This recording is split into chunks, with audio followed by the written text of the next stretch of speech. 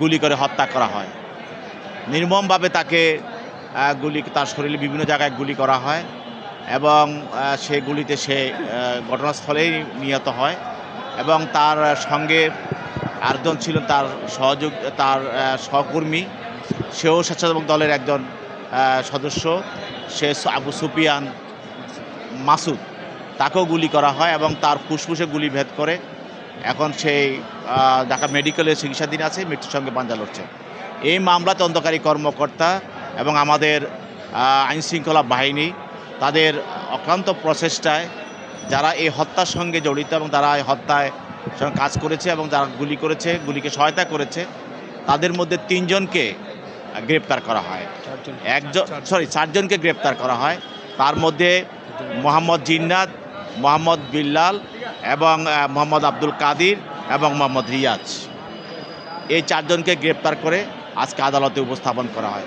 তাদের মধ্যে একজন মোহাম্মদ জিন্নাত, সে এই হত্যার বিষয়টা কি স্বীকার করে এবং তারা তাকে গুলি করে হত্যা করেছে এবং রহিম সহ অন্যান্য যারা আসামি যাদেরকে গ্রেপ্তার করা হয়েছে তাদেরকে এই ঘটনার সঙ্গে সম্পৃক্ত আছে এই মর্মে তারা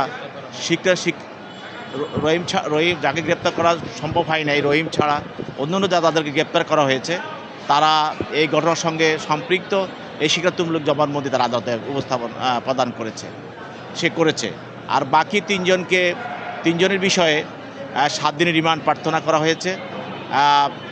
আমরা আদালতে তুলে ধরেছি যে আসামি আব্দুর রহিম যে গুলি করে হচ্ছে, যে মেন শুটার যে গুলি করে তাকে হত্যা করেছে, তাকে এখনও গ্রেপ্তার করা সম্ভব হয় নাই এবং তার ভাই এখানে আরও দুইজন তার ভাই ছিল যারা এই হত্যার সঙ্গে জড়িত, মোহাম্মদ বিল্লাল আর আব্দুল কাদের, তারাও 2 জন আদালতে উপস্থিত ছিল। তো এদেরকে এই রহিম কোথায় আছে এবং তাকে খুঁজে বের করা এবং যে হত্যার সঙ্গে যে অস্ত্রগুলো ব্যবহার করা হয়েছে সেই অস্ত্রগুলি উদ্ধার এবং এই হত্যার পিছনের যে মূল পরিকল্পনা, হুকুমদাতা এবং কারা এটার সঙ্গে জড়িত, কীভাবে জড়িত, সব কিছু আমাদের তদন্তকারী কর্মকর্তা এগুলি জিজ্ঞাসাবাদ করার জন্য 7 দিনের রিমান্ড প্রার্থনা করে এবং বিজ্ঞ আদালত নথি পর্যালোচনা করে তদন্তকারী কর্মকর্তার বক্তব্য এবং প্রসিকিউশনের বক্তব্য শুনে তাদের বিরুদ্ধে 7 দিনের রিমান্ড মঞ্জুর করে এই 3 জনকে তদন্তকারী কর্মকর্তার হেফাজতে প্রদান করেন। জিজ্ঞেস করেন যে 3 ভাই মিলেই কি আপনারা তাকে হত্যা করেছেন, এটা একটু আমাদেরকে ভেঙে বলবেন। এইটার এই বাংলাদেশের ইতিহাসে এই যে আমি মনে করি যে এই প্রথম হত্যা, যে হত্যাতে একটা পুরা ফ্যামিলি একটা হত্যা অংশগ্রহণ করেছে। এই ধরনের ঘটনা খুবই আমাদের বিস্ময় করে যে আমাদের এই হত্যাটার পিছু তাদের কত বড় জিজ্ঞাসা বা তাদের কত বড় হিংসাত্মক কার্যকলাপ ছিল, এই জিনিসটাই পরিস্ফুটিত হয়েছে।